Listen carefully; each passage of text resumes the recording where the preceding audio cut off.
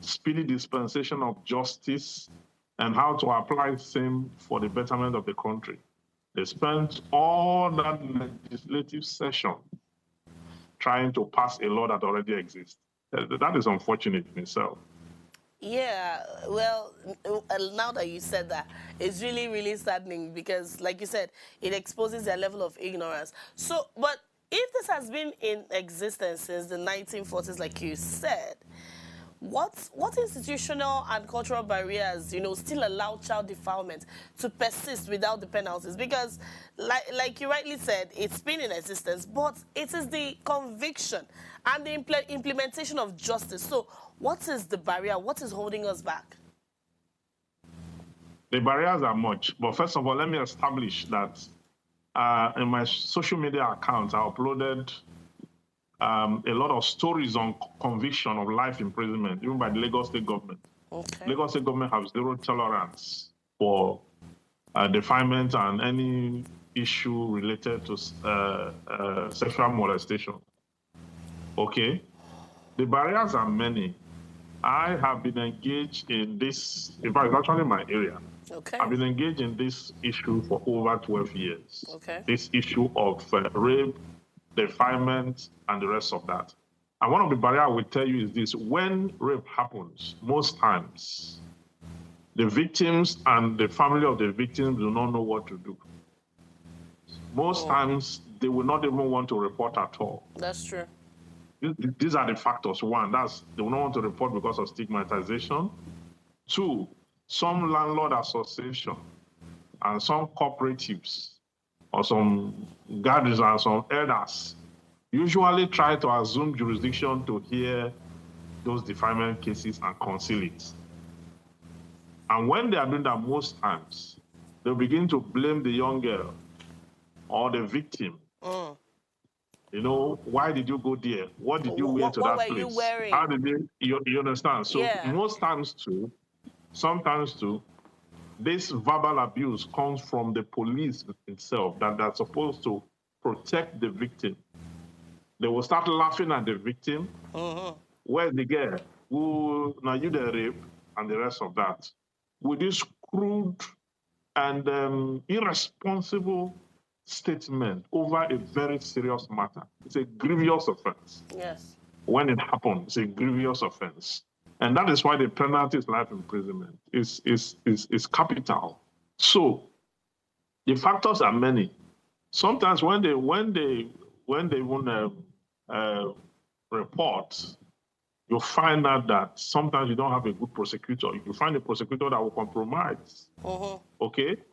That will compromise and take money from the offender and then swap the case. Sometimes the prosecutor is ready to prosecute, but then the victims refuse to come to court to give evidence. Right. Once the victim refuses to come to court to give evidence, as a star witness, as one who is a victim, then after some adjournments, the court will strike the matter out. Because the court is not going to convict the defendant in the absence of full trial. Yeah. The court will rather strike the matter out midway for want of diligent prosecution, or to stick to the demand that the victim or the witness must be in court to give evidence to that effect. So by the time you put all these factors together, also in the Nigerian setting, most times those who are defied are usually poor people.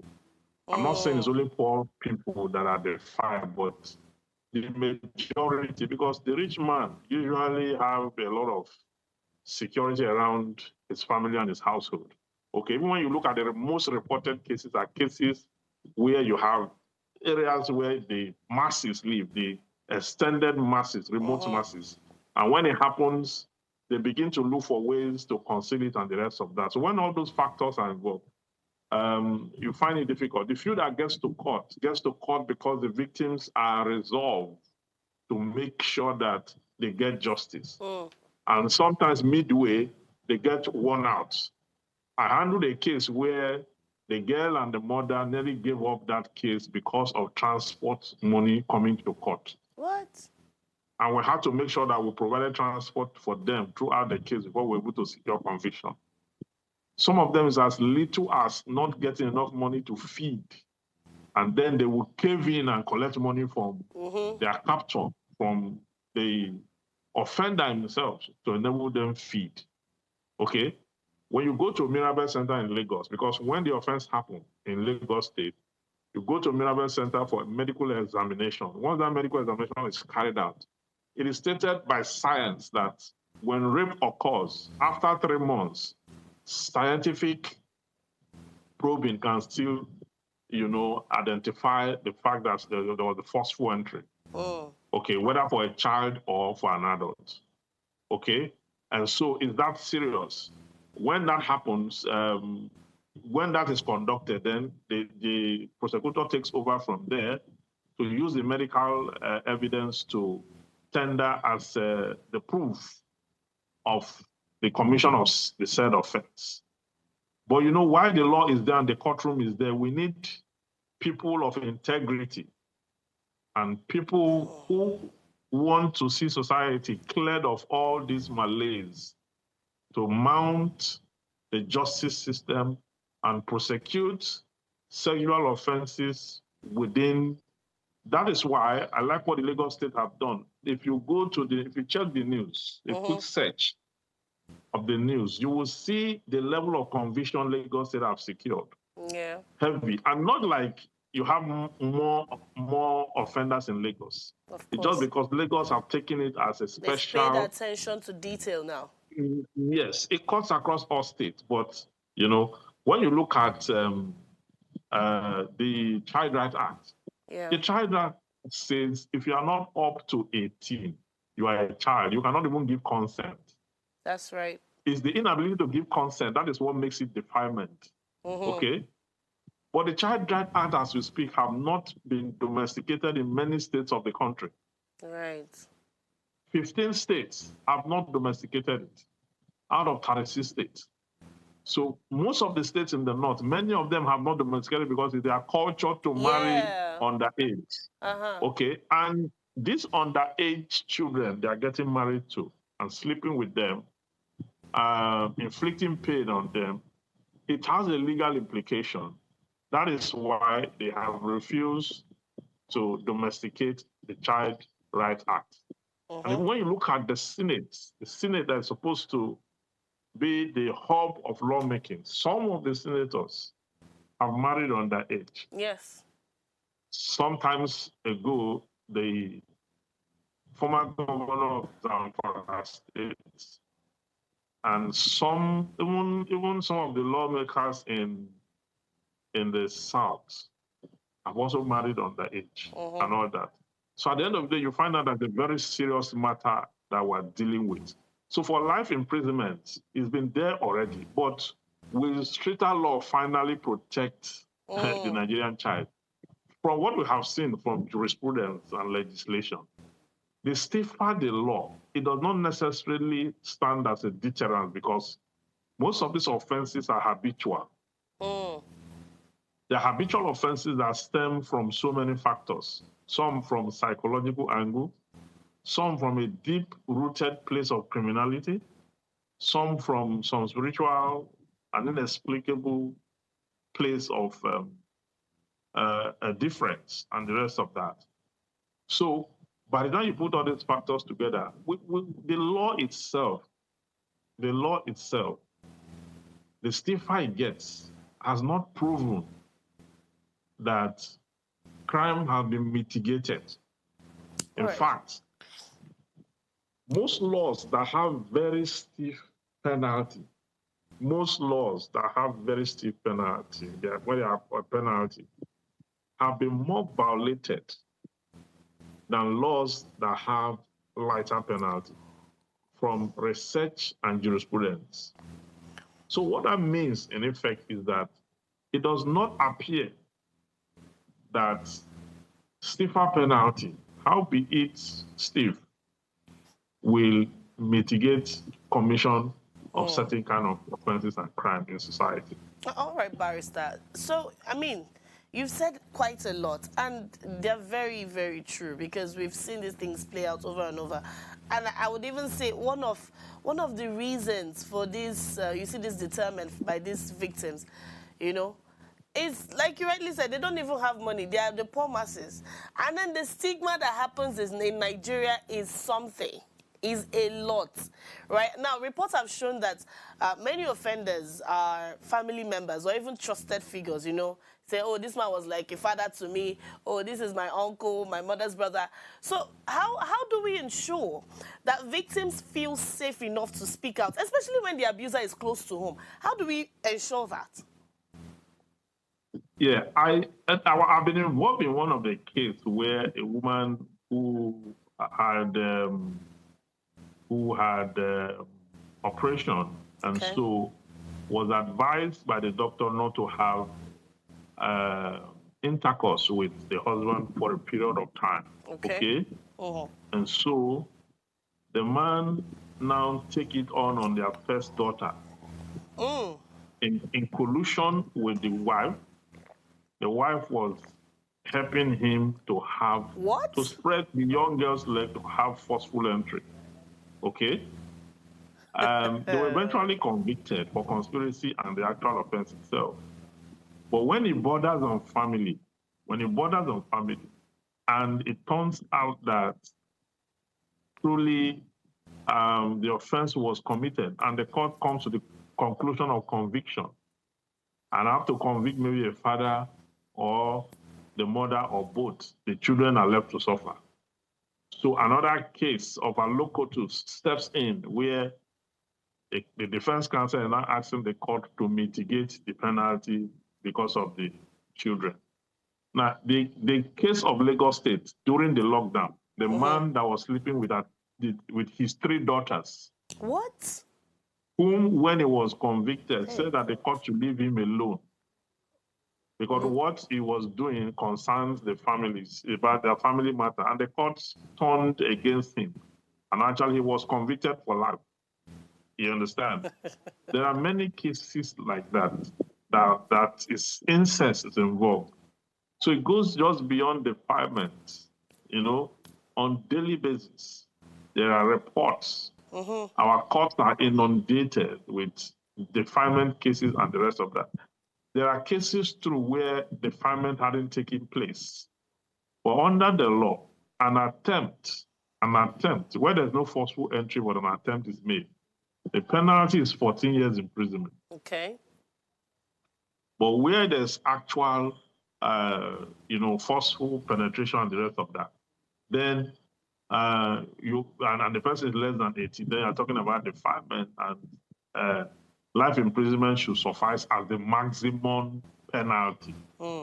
However, judges have a discretion, some to convict for a term of imprisonment, sometimes 15, 25 years, and the rest of that.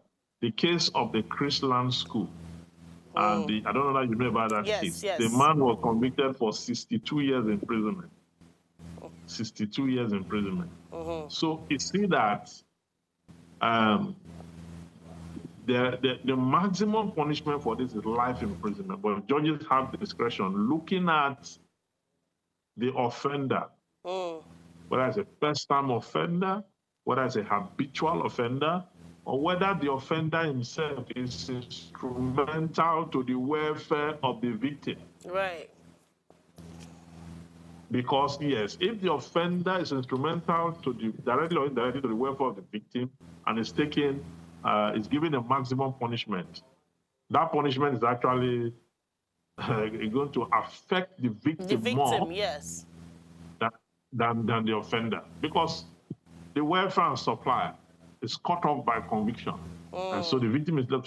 So that is why judges were given that latitude to look at the demeanor and countenance and study the environmental factor that ties the case. No two cases are the same. Sorry to cut you. Just hold on to that thought. We'll go on a very short break, and when we come back, we'll continue. Please stay with us.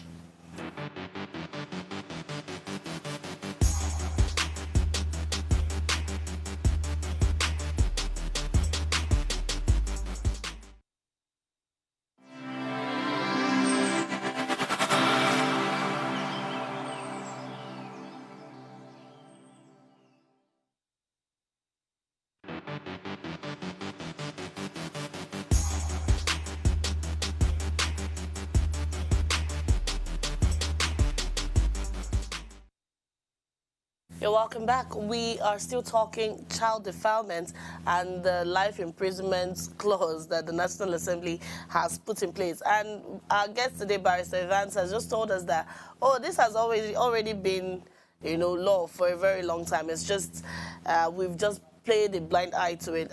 Barrister Evans, you were saying something about, the what do you call it now? The person who defiled the victim being family, and how it goes to, Yes, affect the victim. Yeah. yes. What I'm saying in effect is that judges have certain kind of discretion Okay.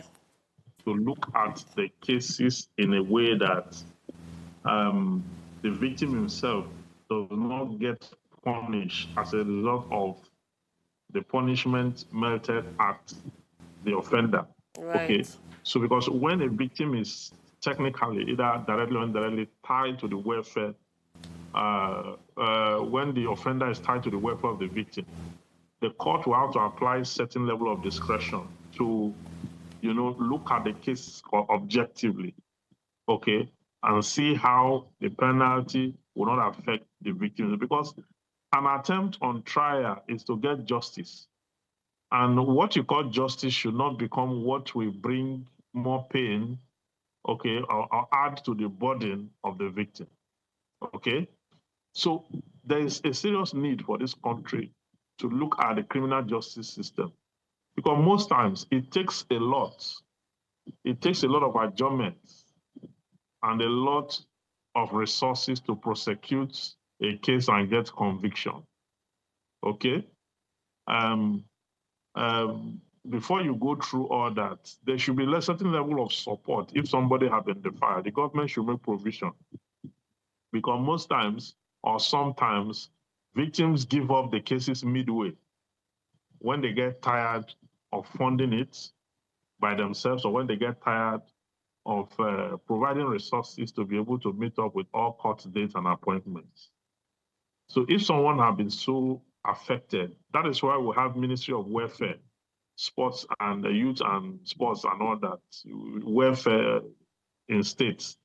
That commissioner of the Ministry of Youth and Social Development, some states call it Ministry of Youth and Social Development, some call it Women Affairs or whatever it is, they call it. That ministry exists to provide welfare for things like this.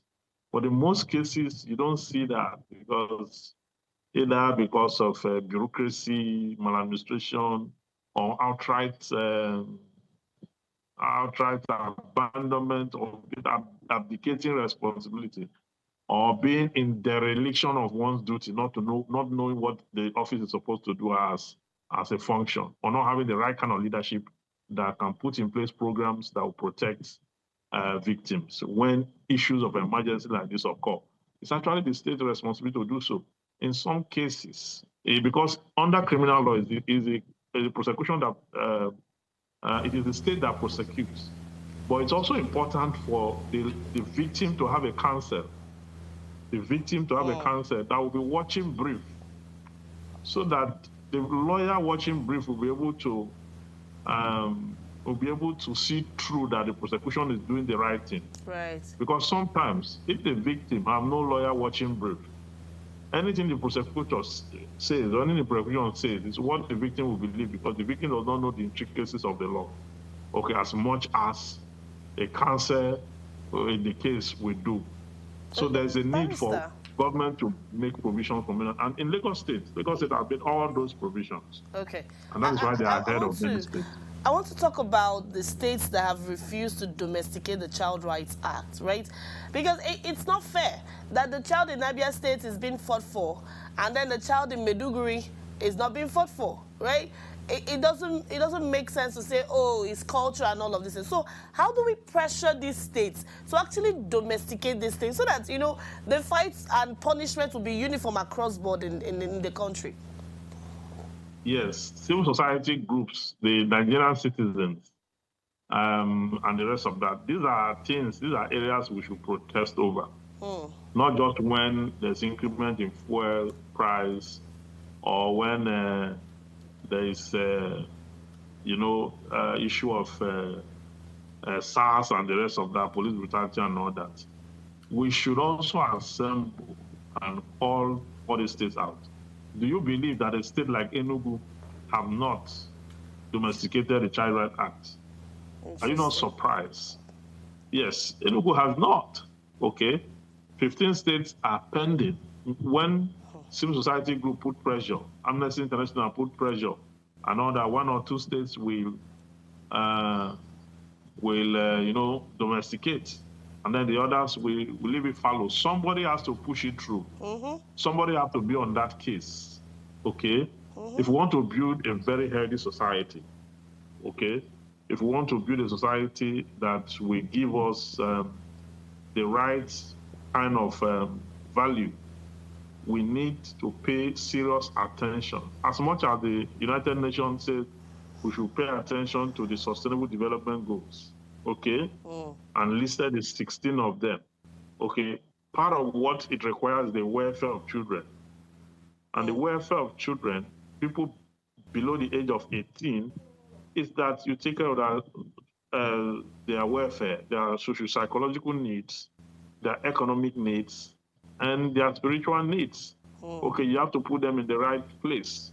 You have to put them in under secured environments. You have to put them in well-built houses, because the kind of houses some people live in encourages defilement. When people live in these kind of ramshackle houses where you have face me, I face you, and the rest of that, and everybody is exposed to everybody, and everybody is almost people are sharing a whole compound, sharing 1 bedroom, 1 toilet, and the rest of that. The closeness, okay, that may instigate abuse is very high. Okay, it's a high risk environment, and when children grow up in those environments, it becomes a problem.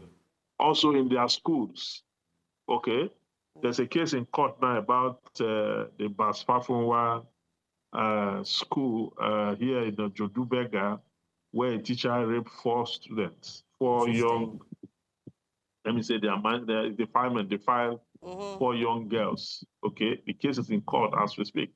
So their relationship with their teachers, okay, they must be vigilant. We must teach them to be vigilant. We must also let them know not all places they must go to and all that. Their relationship with their colleagues or their fellow students, pupils, and the rest of that. All these boundaries, the security, the child has to be informed at all points in time where they should not be touched and how boundaries are kept and the rest of that. A whole lot of work we need to go into that. But you know what? The family front, where they are supposed to groom these children, the walls of the families have long broken because the father and the mother, everyone is preoccupied with the cross of survival. Right. And because of that obsession for survival has broken down the family front. And so the father is working, the mother is working, the children are exposed to society. They are left to the vagaries of society. If they find favor, they may be able to scale through their childhood without such abuse.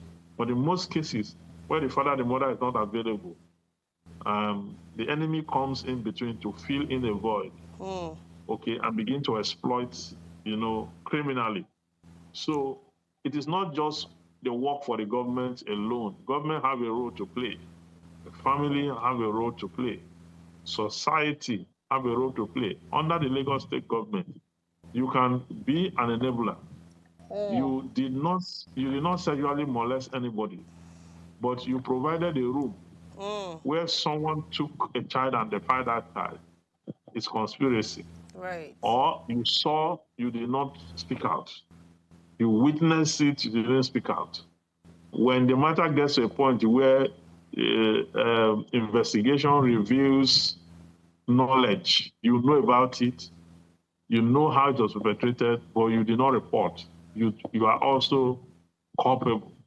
Okay? So let society, let the government, and let the family work together harmoniously to give us a healthy society by being vigilant over our children. All right.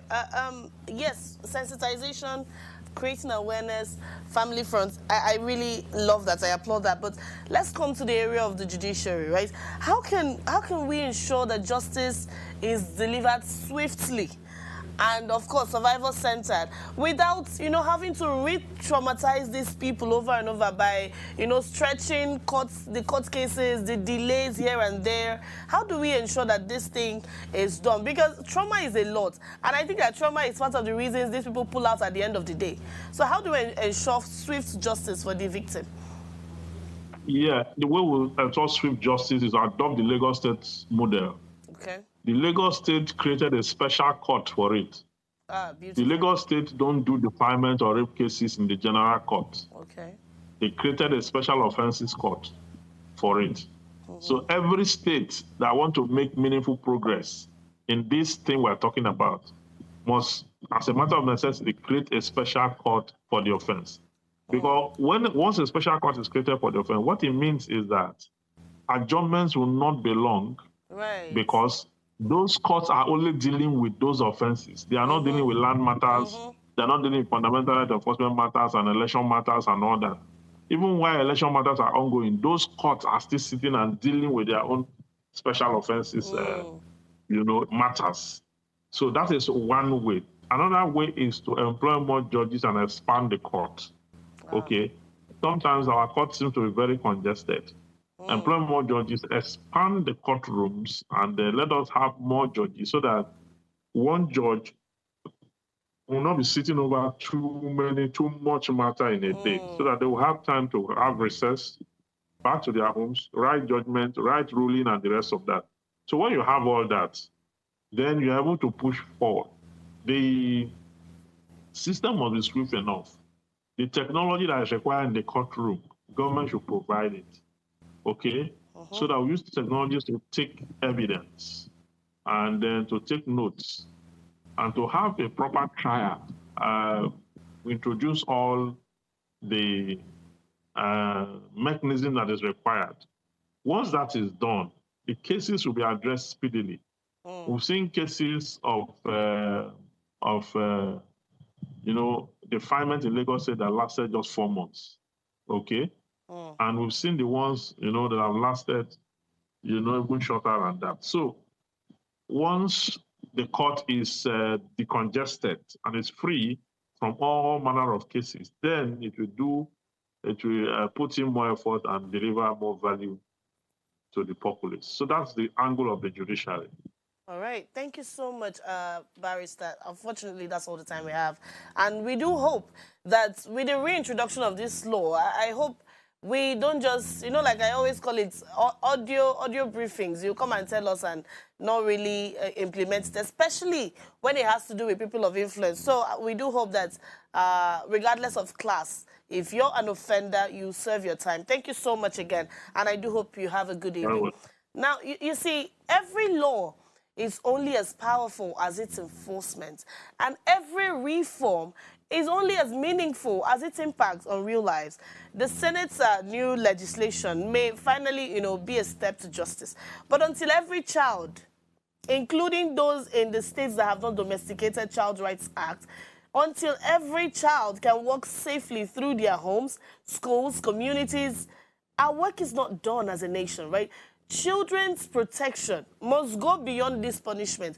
It must include prevention. It must include education and a justice system that listens without bias or delay. Don't go asking a girl that was raped, what were you wearing? Why did you enter there? Who were you with? Why are you always talking to that brother? No, that's not what the child needs at that point in time. Let's listen. Let's not judge at that point in time. Help the child through trauma. Nigerians, I don't know. I think, in recent times, we're beginning to embrace therapy, counseling, and all of these things. I think it's high time we make it mandatory, right? Let's stop this bias that we always have, especially when it comes to the force. You hear a policeman, you go to report a case like this, they start making a mockery of it. That's even where your stigma starts, right? A nation that protects its children really is protecting its future. So let's do better. Let's do better. Anyway, just before I go, remember to subscribe to our YouTube channel as Official Upgrade TV. Drop a comment, like, share, follow us on all our social media engagements. And if you missed our quote earlier, here it is. It says, the true measure of any society is how it treats its most vulnerable members. And this was said by Mahatma Gandhi. My name is Choma Kalu, and this has been Ways Primetime. Do have a good night, and I'll see you tomorrow. Bye-bye. Nigeria, by extension Africa, battles a growing youthful population, and with little or no meaningful engagement, leaves a ticking time bomb on our hands. We are a blessed continent with great wealth, both in people and material. Our focus on Ways remains driving conversations that affects us all.